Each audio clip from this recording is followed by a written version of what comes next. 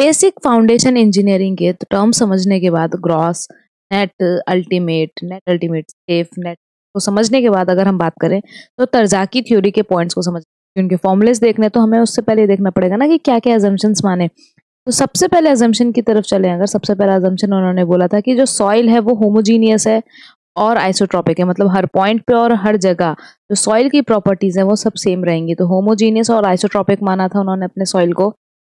दूसरा उन्होंने बोला कि ये जो भी फॉर्मूला मैं दे रहा हूँ, ये जो भी पूरी कहानी है, ये शैलो फुटिंग के लिए, शैलो फुटिंग के लिए मान रहे हैं। शैलो फुटिंग का मतलब ही क्या है, वो वाला शैलो नहीं जो कहते हैं दूसरों से अरे यार तू बहुत शैलो है, वो वाला शैलो नहीं है। शैलो फुटिंग मतलब क्या है कि इसमें क्या होगा, कंडीशन जो है हमारी जो डीएफ होती है, जो डीएफ है वो जो हमारा ब्रेड्थ है या तो उसके बराबर हो या उससे कम हो, तभी हम शैलो फुटिंग मानते हैं। या तो ये कंडीशन अगर वैलिड नहीं होगी तो वो पाइल फुटिंग में आ जाएगा।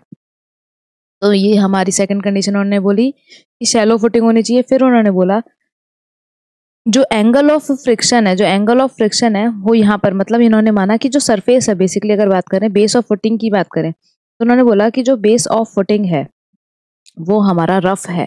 बेस ऑफ फुटिंग कैसा है, रफ, मतलब इन्होंने फ्रिक्शन को कंसीडर किया है। तो ये जो हमारा सरफेस है और यहाँ पे जो सॉइल होगी, तो यहाँ पे कोई सॉइल प्रेजेंट होगी, सॉइल पार्टिकल्स प्रेजेंट है, और जो हमारा बेस है, इन दोनों के बीच में फ्रिक्शन होगा। फ्रिक्शन है तो इसका मतलब क्या है, कोएफिशिएंट ऑफ फ्रिक्शन भी होगा और एंगल ऑफ फ्रिक्शन भी होगा। तो एंगल ऑफ फ्रिक्शन कितना होगा, एंगल ऑफ फ्रिक्शन, ये कौन सा फ्रिक्शन है, सॉइल और फुटिंग के बीच में जो फ्रिक्शन लग रहा है वो एंगल ऑफ एक्सटर्नल फ्रिक्शन है, जिसको इन्होंने किसके इक्वली मान लिया, एंगल ऑफ एक्सटर्नल फ्रिक्शन जिसको डेल से शो करते हैं, इन्होंने किसके इक्वली मान लिया, इन्होंने इंटरनल फ्रिक्शन जो होता है सॉइल का, सॉइल का जो इंटरनल फ्रिक्शन होता है उसके इक्वल मान लिया, मतलब फाई के इक्वल मान लिया।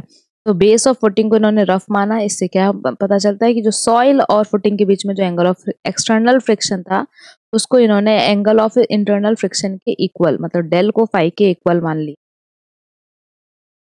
नेक्स्ट उन्होंने अजम्पशन माना था कि जो सॉइल अबव द फुटिंग है, ये जो सॉइल है यहाँ पर जो हमारी मिट्टी जो प्रेजेंट है, सॉइल जो प्रेजेंट है, जो हमारी सॉइल है अबव द फुटिंग, इसको इन्होंने क्या किया था, रिप्लेस कर दिया था। इन्होंने इसको रिप्लेस कर दिया था जो हमारा इक्विवेलेंट वेट है, इक्विवेलेंट हमारा जो सरचार्ज है उससे रिप्लेस कर दिया था। तो पॉइंट क्या कहता है कि soil above the footing, soil above the footing, above the footing, soil above the footing neglected, दोनों ने नेग्लेक्ट कर दिया था, एंड रिप्लेस्ड, नेग्लेक्ट किया और उसको क्या कर दिया, रिप्लेस कर दिया, रिप्लेस कर दिया by equivalent surcharge. Equivalent surcharge क्या हो जाएगा हमारा, gamma D F, gamma D F से उन्होंने इसको रिप्लेस किया था, and replaced by equivalent surcharge. अब इससे क्या होता है, दिक्कत क्या देखने को मिलती है, जैसे कि अगर हमने बस इक्विवेलेंट सरचार्ज मान लिया, ये तो ठीक है, हमें लोड का इशू नहीं है, लेकिन दिक्कत क्या है, यहाँ पर हमने सॉइल को बिल्कुल कंसीडर ही नहीं कर रहे। तो सॉइल की वजह से जो हमारा साइड में फ्रिक्शन है हमने उसको माना ही नहीं, हमने तो बस नीचे बॉटम पे माना है, साइड में भी तो कुछ फ्रिक्शन देखने को मिलेगा। तो हमने जो साइड का जो हमारा स्ट्रेस है, जो हमारा साइड का शेयरिंग है, वो तो हमने उसको कंसीडर ही नहीं किया। तो हमने क्या किया, जो हमारी स्ट्रेसिंग है सॉइल की अबव द बेस, उसको हमने क्या कर दिया, नेग्लेक्ट कर दिया। पॉइंट क्या हो जाएगा, नेक्स्ट पॉइंट हो जाएगा कि जो स्ट्रेसिंग है, स्ट्रेसिंग है, जो स्ट्रेसिंग है हमारी जो सॉइल की, इतनी बुरी राइटिंग आ रही है, तो स्ट्रेसिंग जो है, stressing of soil, stressing of soil is neglected, उसको क्या कर दिया उन्होंने, नेग्लेक्ट कर दिया, is neglected above the base of the footing, above base of the footing की जो ऊपर का पूरा है पार्ट, उसके जो शेयर, उसकी वजह से जो स्ट्रेस हो रहा है उसको उन्होंने नेग्लेक्ट कर दिया above the base of footing. ठीक है, नेक्स्ट इन्होंने क्या बोला कि हम है ना बस स्ट्रिप फुटिंग के लिए, इन्होंने जो फॉर्मुलेज अभी दिए जिसे हम अभी डिस्कस करेंगे, उन्होंने वो बस स्ट्रिप फुटिंग के लिए दिया था। तो स्ट्रिप फुटिंग की अगर बात करें तो ये कैसी होती है, स्ट्रिप फुटिंग को अगर देखें तो सामने से जो इसका फिगर है वो कुछ इस तरीके से देखने को मिलेगा, आपको यहाँ पे भी विड्थ देखने को मिलेगी, लेकिन जो इसकी हाइट है, जो हमने सॉरी जो इसकी लेंथ होती है उसको हमने इन्फिनाइट माना। जो ये लेंथ है ये इन्फिनाइट है, मतलब चलती जाती है। बेसिकली अगर बात करें तो लोड बियरिंग वॉल जो होती है, ये ऐसी तरीके की फुटिंग कहाँ देते हैं, जो लोड वियरिंग वॉल होती है, जो लोड वियरिंग वॉल होती है वहां पर प्रोवाइड करते हैं। तो जो ये एल है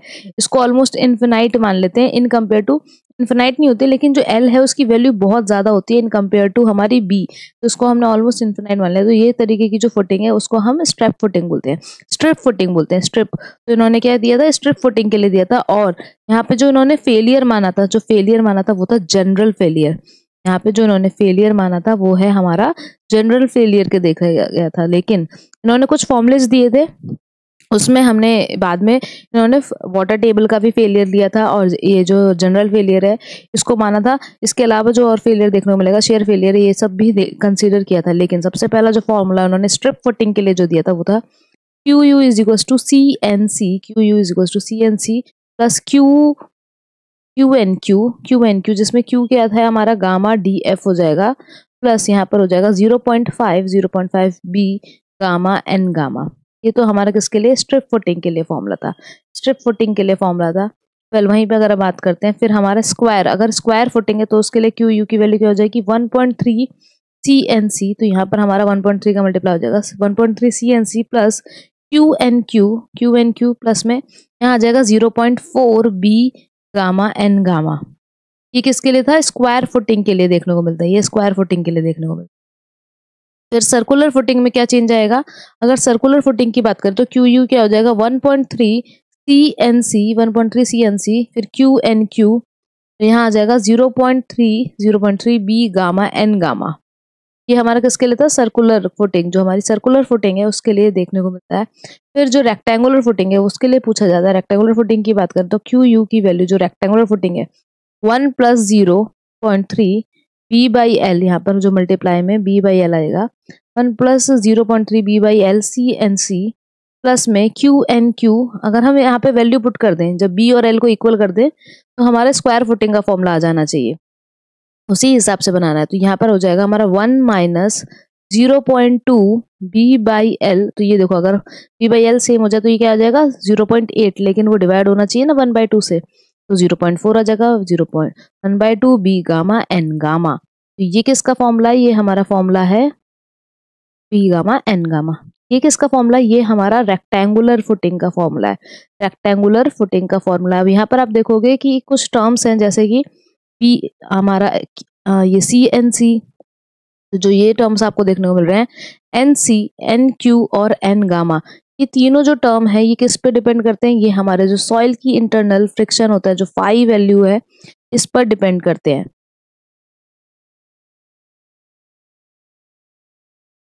और एक स्पेशल कंडीशन होती है तरजाकी के द्वारा कि अगर फाई की वैल्यू 0 है, फाई की वैल्यू 0 है तो NC की वैल्यू जो हो जाएगी वो 5.7 हो जाएगी, NQ की वैल्यू हो जाती है 1 और N गामा की वैल्यू हो जाती है 0। तो जब हम QU की बात करेंगे, अगर जब फाई की वैल्यू 0 है, पहली बात तो ये बताइए कि किस सॉइल में आपको फाई की वैल्यू 0 देखने को मिलती है। तो फाई की वैल्यू अगर 0 है, यहाँ पर अगर हम बात करें फाई की वैल्यू अगर हमारी 0 है तो NC जो है हमारा वो हो जाएगा 5.7, वैल्यू हो जाएगी 5.7। तो हमारा फॉर्मूला क्या होगा QU का, वो हो जाएगा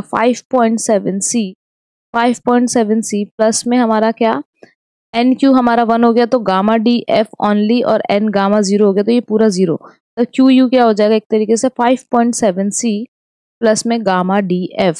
और अगर मैं QNU निकालना चाहूँ तो डायरेक्टली ये हो जाएगा मेरा 5.7C।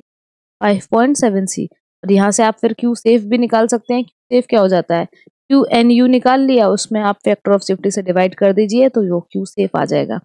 ये स्पेशल कंडीशन है। आगे जो हमारा फेलियर कंसीडर किया गया है उसको हम डिस्कस करेंगे। Keep watching.